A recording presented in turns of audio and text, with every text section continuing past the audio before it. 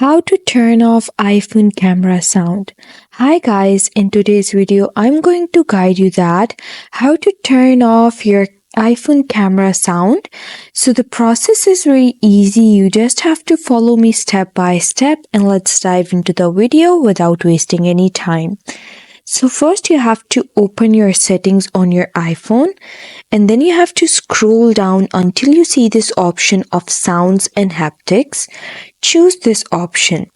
Once you choose this option, here you can see that I have this menu.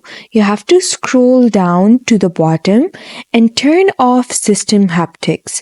Once you turn your system haptics off, you have to turn your phone to silent. And once that's done, your phone is going to turn off the iPhone camera sound, and that's the process that you can follow to turn off your iPhone camera sound.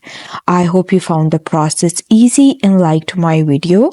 And if you did, please don't forget to like and subscribe my channel. Thank you very much. See you again.